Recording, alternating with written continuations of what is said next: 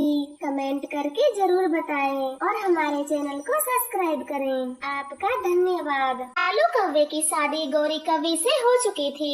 शादीशुदा होने के बावजूद भी कालू कौवा चुपचाप सुंदरी कौवी से मिलने जाता। रोज की तरह आज भी सुंदरी कौवी कालू कौवे का इंतजार कर रही थी। मुझे बुलाकर खुद गायब हो जाता है ये कालू। आज तो आने दो, शादी की बात क्लियर करके रहूंगी। ओ मेरी सुंदरी, मैं आ गया और ये देखो आपके लिए सोने के झुमके लाया हूँ। तभी तो लेट हो गया। सुंदरी कौवे झुमके देखकर पुरानी बातें भूल जाती है और कालू कौवे से कहती है, सोने के झुमके ये तो बहुत सुंदर हैं। क्या आप मेरे लिए लाए हो? अपने पंखों से पहना दो और भी ज्यादा सुंदर लगेंगे। हाँ हाँ, अभी पहना देता हूँ। फिर कालू कौवा सुंदरी को झुमके पहना देता है। सुंदरी एकदम अप्सरा दिख रही हो इन झुमकों में। मेरी नजर न लग जाए तुम्हें। घर जाकर नजर उतार लेना। आप भी ना कालू जी, अब जल्दी से किसी दिन मुझसे शादी कर लें और अपना मंगलसूत्र बांध दे मेरे गले में। अरे तुम्हें शादी की बड़ी जल्दी है, आराम से कर लेंगे। मैं कहीं भागा थोड़े न जा रहा हूँ और न ही तुम कहीं जाने वाली। फिर वह दोनों आपस में बातें करने लग जाते हैं। दूर बैठी रानो चिड़िया सब देख रही थी। है तो ये हमारे जंगल का कालू कौवा, पर इस कौवे के साथ क्या कर रहा है? मुझे तो कुछ ठीक नहीं लगता। गौरी बहन को सब बताना पड़ेगा, वरना उनका बसा बसाया घर बिगड़ जाएगा। ऐसे सोचकर रानो चिड़िया गौरी कौवे के घर जाती है। गौरी बहन, कालू भैया इस वक्त कहाँ गए हैं? आपको कुछ मालूम भी है? क्या मतलब है चिड़िया आपका? मेरा कालू मुझे नहीं बता के जाएगा तो क्या पड़ोसियों को बता के जाएगा? गौरी, अगर तुम बुरा न मानो तो तुमसे एक बात कहनी थी। कालू भैया दूसरे जंगल की कौवे के साथ गुलछड़े उड़ा रहे हैं। चुप कर जाओ रानो, तुम्हें शर्म नहीं आती जो मेरे भोले भाले पति पर उंगली उठाती हो? अच्छा तो गौरी ये बताएं, इस समय कालू भैया कहाँ गए हैं? क्या वो आपको बता कर गए हैं? हाँ, कालू के साथ काम करने वाले पक्षी का एक्सीडेंट हो गया है और वो उसी के इलाज के लिए घर से पैसे भी लेकर गए हैं। वो आपसे झूठ बोल कर गए हैं? उनके दोस्त का कोई एक्सीडेंट नहीं हुआ। रानो चिड़िया, तुम मेरी हमेशा मदद करती हो और हमारी अच्छी पड़ोसी भी, इसीलिए कुछ नहीं कह रही। वरना कोई और होता तो कब का मुंह तोड़ देना था मैंने उसका। अब चली जाओ यहाँ से। ऐसे डांटते हुए गौरी कौवी रानो को घर से भगा देती है। चाहे गौरी कैसी भी हो, मगर कालू पर आंख बंद करके विश्वास करती है। अगर किसी दिन कालू ने उस कौवे से शादी कर ली तो गौरी बहन का क्या होगा? वो रास्ते पर आ जाएंगी। कैसे भी करके मुझे रोकना होगा। अरे रानो बहन, कहाँ खोई हुई हो? मैं यहाँ से दूसरी बार जा रही हूँ, पर तुमने मुझे देखा ही नहीं।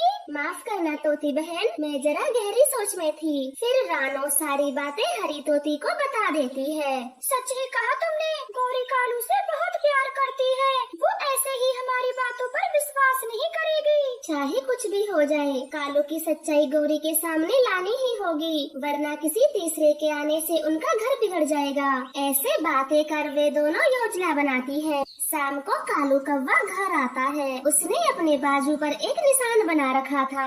पति जी, आपके बाजू पे ये क्या लगा है? गौरी, मेरे दोस्त को खून की जरूरत थी। वो तो अच्छा हुआ जो मैं सही समय पर पहुंच गया और अपना खून देकर उसकी जान बचा ली। अब तुम आराम करें, मैं कुछ पौष्टिक खाना बना के लाती हूँ। गौरी कौवी रसोई घर में चली जाती है और कालू के लिए जूस बनाते हुए सोचती है, जरूर रानो ने किसी और कौवे को देख लिया होगा। मेरा कालू तो कितना भोला भाला है, पूरा दिन अस्पताल में रहा है। फिर सुबह हो जाती है। रानो चिड़िया हरियाली को साथ लेकर उसी जगह पर चली जाती है जहाँ सुंदरी कौवी कालू कौवे का इंतजार कर रही थी। ये देखें तोती बहन, यही है वो कौवी जिससे कालू भैया छिप छिप कर मिलता है। जरा चलो तो रानो, इससे बातें करते हैं। नहीं तोती, जैसे ही कालू यहाँ आएगा तो हम गौरी को बुला कर लाएंगे, तभी तो गौरी को कालू का सच पता चलेगा। ऐसे बातें कर वे दोनों पत्तों में छुप जाती है और कालू के आने का इंतजार करती है। इधर सुंदरी कौवी भी कालू का बेसब्री से इंतजार कर रही थी और थोड़ी देर बाद कालू कौवा आ जाता है। कालू जी, अब हमको ऐसे छुप छुप के मिलने की कोई जरूरत नहीं, हम आज ही शादी कर लेंगे। चलो ठीक है, आज ये ख्वाहिश भी पूरी कर देता हूँ, मगर किसी को बताना मत कि मैंने तुमसे शादी की है। रानो, ये तो शादी करने वाले हैं, जल्दी जाओ और गौरी बहन को बुला रानो चिड़िया तेजी से उड़ती है और कालू कौवे के घर चली जाती है। गौरी बहन जल्दी मेरे साथ चलो वरना सब खत्म हो जाएगा। चिड़िया क्या खत्म हो जाएगा और मैं कहाँ चलूँ? कहीं कुछ बट रहा है? गौरी कुछ नहीं बट रहा, तुम्हारा पति कालू दूसरी शादी करने जा रहा है। हरियाली उन्हें ज्यादा देर तक नहीं रोक सकती। अब चलो मेरे साथ। ओए अधेड़ उम्र के कालू, तुझे दूसरी शादी करने में शर्म नहीं आती जो सेहरा पहनकर शौक से बैठा है? गौरी को देखकर कालू तो बहुत डर गया था, लेकिन सुंदरी कौवी तो हैरान थी क्योंकि उसे भी नहीं पता था कि कालू पहले से शादीशुदा है। कालू जी, कौन है ये कौवी जो आपको शादी करने से रोक रही है? और आप कुछ बोलते क्यों नहीं? चुप क्यों हो? क्यों कालू, बताया नहीं अपनी प्रेमिका को? मैं तुम्हारी पत्नी गौरी हूँ और तुम शादीशुदा हो। क्या कहा? कालू शादीशुदा है, इसका मतलब मुझे धोखा दिया। ये लो अपने झुमके, मैं जा रही हूँ। सुंदरी कौवी कालू के झुमके वापस कर चली जाती है। कालू कौवा तो बहुत शर्मिंदा था। गौरी माफ कर दो मुझे, आज के बाद मैं दूसरी शादी कभी नहीं करूँगा। प्लीज गौरी मुझे माफ कर दो। कालू यहाँ तुमसे क्या ही कहूँ मैं, तुम्हें घर चल कर देखूंगी। चिड़िया बहन मुझे माफ कर दे, मैंने आपको बहुत सुनाया और इस बेवफा कालू पर विश्वास किया। कोई बात नहीं गौरी, आपका घर बिगड़ने से बच गया, यही तो मैं चाहती थी। फिर खुशी खुशी वो सब पक्षी अपने जंगल लौट जाते हैं। तो इस तरह से कालू की दूसरी शादी होने से रुक जाती है। यह कहानी टूनी चिड़िया की है। टूनी अपने छोटे छोटे बच्चों के साथ एक किराए के घर में रहती थी और मेहनत मजदूरी करके अपने बच्चों का पालन पोषण कर रही थी। गौरी बहन आपके बड़े एहसान है मुझ गरीब पर, अगर आप न होती तो ना जाने मेरे बच्चों का क्या होता। अरे टूनी, मैंने तुझे अपनी छोटी बहन की तरह समझा है और तेरे बच्चों की देखभाल करना तो मुझे बहुत अच्छा लगता है। फिर भी गौरी बहन जैसे आप मेरे बच्चों का ख्याल रखती हो, शायद ही कोई मकान मालिक रख पाता। और टूनी जी, हमने तो आपको अपने परिवार की तरह समझा है और आपके जाने के बाद तो ये छोटे बच्चे ही हमारा मन लगाते हैं। कालू भैया ये तो आपका बड़प्पन है। अब मैं अपने काम पर जाती हूँ, मेरी सहेली पिंकी मेरा इंतजार कर रही होगी। फिर टोनी चिड़िया अपने काम के लिए घर से निकल जाती है। सुनो बच्चों, मेरे जाने के बाद घर में कोई तोड़ फोड़ मत करना, मैं थोड़ी देर में ही आ जाऊंगी। ये कहकर गौरी भी वहाँ से चली जाती है। कालू तो गौरी के जाते ही अपने घोंसले में जाकर सो जाता है। काफी देर हो जाती है और चिड़िया के एक बच्चे को बहुत भूख लगती है। कुक्कू मुझे बहुत भूख लगी है, मुझे कुछ खाने को दो।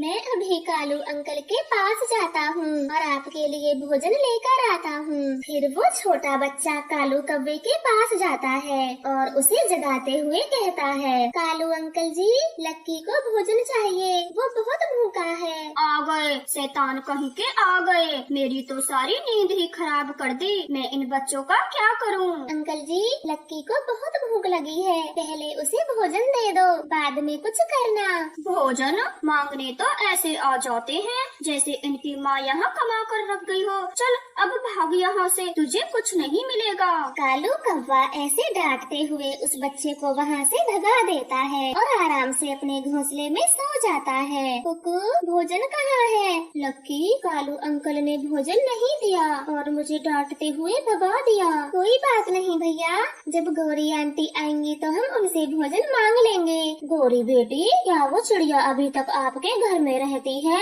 हाँ मम्मा, वो छोटी चिड़िया अभी भी मेरे घर में ही रहती है। गौरी उसे भगा क्यों नहीं देती? उसे काफी दिन हो गए हैं तेरे घर में रहते रहते, कहीं कब्जा ना कर ले। ना मम्मा, ऐसी गलती मैं कभी नहीं करूँगी। फ्री में थोड़े न रहती है, पूरे 1500 देती है 1 महीने का किराया और वैसे भी फ्री में सारे घर का काम कर देती है। और क्या चाहिए मुझे? गौरी बेटा तुम्हें तो बच्चे बिल्कुल भी पसंद नहीं थे, फिर उन बच्चों को कैसे संभाल लेती हो? सर दर्द नहीं करता तुम्हारा? संभालना क्या है, मैं तो बस प्यार से 2 बातें कर लेती हूँ चिड़िया से और फिर मेरी बला से तो वो बच्चे कुछ भी करे, मुझे कोई चिंता नहीं उनकी। ये सब छोड़ो माँ, मेरा सोने का हार बनवा दिया है। हाँ गौरी, मैंने तेरे सोने का हार बनवा दिया, ये ले देख ले। अरे माँ, ये हार तो बहुत सुंदर है। जब मैं इसे पहनूंगी तो सारे पंछी कौवे जलकर राख हो जाएंगी। ध्यान से जाना गौरी बेटा, रास्ते में किसी को पता ना चल पाए कि तेरे पास सोने का हार है, वरना नियत बदलते देर नहीं लगती किसी की। फिर गौरी कव्वी अपनी मम्मा से सोने का हार लेकर घर लौट आती है। गौरी आंटी जी, लक्की को बहुत देर से भूख लगी है, उसे थोड़ा भोजन दे दो। मुझे आने की देर नहीं हुई और तू मुझे काम बता रहा है। चल अब चुप होकर बैठ जा, जो भी कहना है बाद में कहना। ये कहकर गौरी कव्वी आईने के सामने खड़ी हो जाती है और अपने आप से बातें करती है। हाय, मुझे अपनी नजर ना लग जाए, ये हार कितना जच रहा है। गौरी, ये सोने का हार कहाँ से आया है? इसका मतलब क्या है? मेरी माँ ने दिया है मुझे बनवा कर, आपने तो कभी एक चैन तक नहीं दी। मुझे सब पता है गौरी की बच्ची, ये हार सासू माँ ने तो आपको नहीं दिलाया, बल्कि मेरे पैसे चोरी कर करके तुमने ये हार खरीदा है। कालू कौवा ऐसे सोच रहा था कि तभी चिड़िया के सारे बच्चे वहाँ पर आ जाते हैं और उनसे भोजन मांगते हैं। कालू, इन बच्चों को एक रोटी दे दो, वरना ये मेरा सर खा जाएंगे। फिर कालू कौवा चिड़िया के बच्चों को एक रोटी दे देता है और सारे बच्चे रोटी खाने लगते हैं। गौरी, मुझसे झूठ बोल रही हो, मैं भी कालू हूँ। अगर ये हार बेचकर अपने पैसे नहीं लिए तो मेरा नाम भी कालू कौवा नहीं। फिर शाम हो जाती है और टूनी चिड़िया अपने बच्चों के पास आ जाती है। बच्चों, आज मैं तुम सबके लिए गुलाब जामुन लाई हूँ, जल्दी जल्दी से खा लो। फिर सारे बच्चे बड़े मजे से गुलाब जामुन खाते हैं और टूनी चिड़िया एक कटोरा गुलाब जामुन भरकर गौरी कव्वी के घोंसले जाती है। अरे चिड़िया बहन, इस कटोरे में क्या है? कालू भैया, इस कटोरे में मैं आपके लिए गुलाब जामुन लाई हूँ। लाओ लाओ, जल्दी लाओ, गुलाब जामुन तो मुझे बहुत पसंद है। फिर कालू गौरी वो गुलाब जामुन खा लेते हैं। गौरी बहन, लगता है आप किसी फंक्शन में जा रही हो, तभी तो इतना सुंदर हार पहना है। गौरी, अब सोने के हार को रख भी दो, काफी देर से पहना हुआ है आपने। फिर गौरी कव्वी तुरंत ही सोने का हार उतार कर बक्से में रख देती है। टूनी चिड़िया भी वहाँ से चली जाती है। रात हो गई थी। गौरी कव्वी तो गहरी नींद में सो जाती है। कालू, यही सही मौका है हार चुराने का। फिर कालू कौवा चुपके से गौरी का बक्सा खोलता है और सोने का हार लेकर अपने घोंसले में छिपा लेता है। कल सुबह जाकर सबसे पहले इस हार को ही बेचूंगा, फिर कुछ और काम करूंगा। ऐसे सोचकर कालू कौवा सो जाता है और सुबह हो जाती है। अरे, आज तो बारिश हो रही है, ऐसे में मैं घर से बाहर नहीं जा सकता। ऐसे कालू कौवा बारिश रुकने का इंतजार कर रहा था। दूसरी तरफ गौरी को हार पहनने की इच्छा होती है। हाय राम, मेरा सोने का हार कहाँ गया? कालू जी, कोई सोने के हार को चोरी कर ले गया। गौरी, ठीक से देखो, कल रात को तो तुमने यहीं रखा था। मैं अभी पुलिस को बुलाती हूँ, मेरा सोने का हार ऐसे गुम नहीं हो सकता। गौरी, पुलिस को बुलाने की कोई जल्दी नहीं है, चोर तो हमारे सामने ही है। किसी चिड़िया ने हार चुराया होगा, तुम्हारा सोने का हार। कालू भैया, आप ये क्या बोल रहे हो? मैं ऐसा काम सपने में भी नहीं कर सकती। छोटी चिड़िया, कालू एकदम ठीक कह रहा है। मैंने कल तुम्हारे सामने ही अपना हार रखा था, तो तुमने ही उसे चोरी किया है। अब सीधे सीधे से मेरा हार वापस कर दो। नाना गौरी बहन, मैंने आपका हार नहीं चुराया, मेरा विश्वास करो। गौरी, ये ऐसे हार वापस नहीं करेगी। जब इसे और इसके बच्चों को घर से बाहर फेंकेंगे तो हार वापस देगी ये। ऐसा अन्याय मुझ पर मत करिए, मैं बारिश में अपने बच्चों को लेकर कहाँ जाऊंगी? कालू कौवा तो चिड़िया की एक नहीं सुनता और उसके घोंसले जाकर उसके बच्चों को बारिश में भगा देता है। चिड़िया, लालची चिड़िया, मैंने आपको क्या समझा था और आप क्या निकली, चोर कहीं की? मैंने कोई चोरी नहीं की, कृपया मेरा विश्वास करो, मैं चोर नहीं हूँ। चिड़िया ऐसे कहकर रोती रहती है, लेकिन कालू कौवा तो उसकी एक नहीं सुनता और घर का दरवाजा बंद कर देता है। गौरी, मरने दो बारिश में बाहर इन सबको, जब अकल ठिकाने आएगी तो आपका हार वापस करेगी। मम्मा, हमें बहुत ठंड लग रही है, अब हम कहाँ जाएंगे? मेरे बच्चों, मैं जल्दी ही इस बारिश से बचने का उपाय ढूंढ लूंगी। फिर टोनी चिड़िया अपने सारे बच्चों को लेकर जगह की तलाश में चल देती है। हे भगवान, अब मैं क्या करूँ? ये बारिश तो बढ़ती जा रही है, अपने बच्चों को कैसे बचाऊं? मम्मा, आप हमारे लिए एक मिट्टी का घर बना दो। हाँ मेरे बच्चे, आप एकदम सही कहते हो। फिर टोनी चिड़िया नदी किनारे चली जाती है और छोटा सा मिट्टी का घर बना लेती है, जिसे देखकर बच्चे बहुत खुश होते हैं और जल्दी से घर के अंदर जाकर छिप जाते हैं। कालू, आपके घोंसले से ये क्या चमक रहा है? नहीं गौरी, कुछ भी तो नहीं है। कालू कौवे के मना करते हुए भी गौरी उसका घोंसला उठा लेती है और अपना हार देखकर दंग रह जाती है। देखो कालू, सब सच सच बता दो, मेरा हार आपके घोंसले के नीचे क्या कर रहा है? गौरी, मुझे माफ कर दो, मैंने ही कल रात को आपका हार चुराया था और मैं इसे बेचकर अपने पैसे वसूल करता। छी कालू जी, आज तो मुझे आपको अपना पति कहने में भी शर्म आ रही है और आपके कारण बेचारी चिड़िया को मैंने बारिश में घर से निकाल दिया। बेचारी ने जाने किस हाल में होगी। ये कहकर गौरी चिड़िया को ढूंढने चली जाती है। वो सारा जंगल ढूंढ लेती है, परंतु उसे चिड़िया और उसके बच्चे कहीं नहीं मिलते और चिड़िया अपने मिट्टी घर में खुशी खुशी रहने लगती है। रानो चिड़िया चूड़ियाँ बनाने का काम करती थी। टोनी को भी चूड़ियाँ बनाना बहुत अच्छा लगता।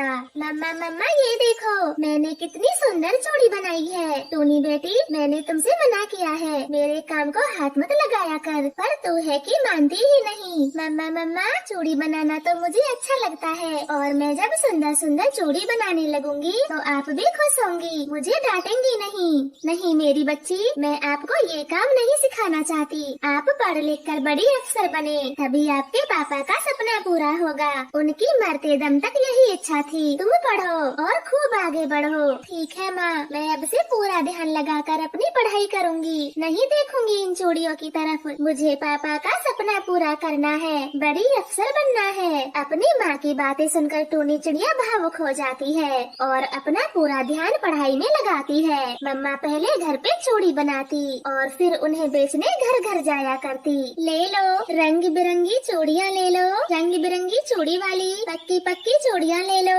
अच्छा हुआ रानो, जो तुम खुद ही चूड़ी लेके आ गई। दिखाओ, सुंदर सुंदर सी चूड़ी दिखाओ। 5 दिन बाद मेरी बेटी की शादी है। दीदी जी, ये तो बड़ी खुशी की बात है। रानो, तेरी भी तो एक बेटी है, उसकी शादी कब कर रही है? दीदी जी, अभी तो उसे पढ़ाई करनी है, शादी की कोई जल्दी नहीं है मुझे। मेरी बेटी पढ़ लिख जाए, मैं तो तभी उसकी शादी करूँगी। अब जैसी तेरी इच्छा, वरना सियानी बेटी अपने ही घर अच्छी लगती है और तेरे तो हालात भी ठीक नहीं, पति भी नहीं है तेरा। जालम जमाना बड़ा खराब है। मम्मा चिड़िया खामोश हो जाती है। वो लूसी कबूतरी को चूड़ी देकर वहाँ से चली जाती है। वो लूसी की बातों को याद कर रही थी, उसका ध्यान चूक जाता है। उसे तो लूसी की बातें ही याद आ रही थी। तभी उसकी टक्कर हवाई मोटर से हो जाती है और वो घायल होकर जमीन पर गिर जाती है। आंटी जी, आपका ध्यान कहाँ था? मैंने कितने हॉर्न दिए, लेकिन आपने एक नहीं सुना। आप सही हो, आपकी कोई गलती नहीं, मेरा ध्यान ही कहीं और था। फिर वो अनजान पक्षी रानो चिड़िया को अपनी हवाई मोटर में बैठाकर उसकी दवाई करवाता है।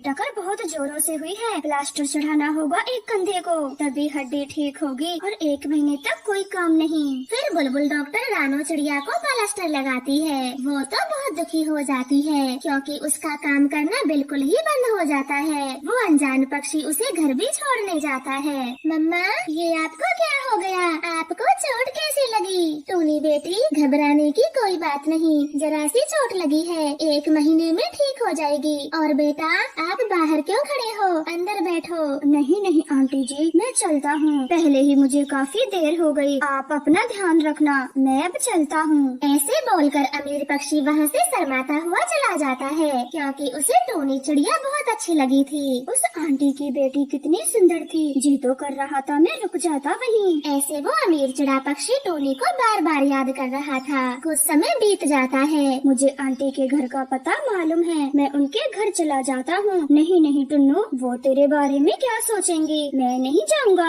अरे मैं चला ही जाता हूँ, उनकी हालत के बारे में पूछ लूँगा। हाँ ये ठीक है। अरे घर में तो सब कुछ खत्म हो गया, अब मम्मा के लिए भोजन कहाँ से बनाऊँ? मेरे पास तो पैसे भी नहीं है जिससे मैं कुछ मंगा सकूँ। टूनी बेटी क्या हुआ, तुम ऐसे चुपचाप क्यों बैठी हो? माँ घर का पूरा राशन खत्म हो गया, अब मैं आपके लिए भोजन कैसे बनाऊँ? ये तो होना ही था। पिछले 10 दिनों से मैं घर में जो बैठी हूँ, जमा किए पैसे भी मेरे इलाज में उठ गए। कोई बात नहीं, आज बिना भोजन के ही सो जाती हूँ, कल कहीं न कहीं से जुगाड़ कर लूंगी। रानो चिड़िया ने इतना बोला ही था, तभी उनके दरवाजे पर दस्तक होती है। टूनी चिड़िया दरवाजा खोलती है। मम्मा चिड़िया तो डर जाती है। अरे बेटा तुम यहाँ कैसे? मैंने उस दिन तुमसे माफी मांगी थी, सारी गलती मेरी है, फिर दोबारा से मेरे घर क्यों आए? नहीं नहीं आंटी जी, आप हमसे डरो नहीं, ये तो मेरी मम्मा है, आपसे कुछ जरूरी बातें करनी आई हैं। हाँ बहन जी, मेरे बेटे मानो ने मुझे सब बताया, जो भी उस दिन हुआ था। आप घबराओ नहीं, मैं यहाँ आपसे शादी की बात करने आई हूँ। मेरे बेटे को टूनी पहली नजर में ही भाग गई। वो तुम्हारी बेटी से शादी करना चाहता है, मैं उसका हाथ मांगने आई हूँ। मम्मा चिड़िया तो चुप रहती है, वो समझ नहीं पा रही थी कि वो क्या बोले। फिर टूनी ही बोलती है, देखे आंटी जी, आप बहुत अच्छे पक्षी हो, जो अमीर होते हुए भी हम गरीबों के घर आए। लेकिन मैं अभी शादी करना नहीं चाहती और मेरी माँ की भी यही इच्छा है। आंटी जी मैं बहुत अच्छा पक्षी हूँ, मैं आपके बेटे को हमेशा खुश रखूंगा। टूनी बेटी आप घर के अंदर जाओ और मेहमानों के लिए चाय नाश्ता बनाओ। मम्मा चिड़िया लड़के पक्षी वालों से बात करती है। बहन जी टूनी अभी बच्ची है, उसकी बातों का बुरा न मानना, मुझे ये रिश्ता मंजूर है। एक माँ को और क्या चाहिए, बस उसकी बेटी अच्छे परिवार में चली जाए और कुछ नहीं। ठीक है तो अब ये रिश्ता पक्का हुआ, हम जल्द ही टूनी को ब्याह के ले जाएंगे। ऐसे रिश्ता पक्का कर दोनों माँ बेटा वहाँ से चले जाते हैं। मम्मा चिड़िया अपनी बेटी को समझाती है, मम्मा आप तो हमेशा मुझे पढ़ाना चाहती थी, बड़ा अफसर बनाना चाहती थी, फिर अब क्या हो गया जो मेरे बिना पूछे मेरी शादी तय कर दी? हाँ मेरी बेटी, मैं यही सब चाहती थी,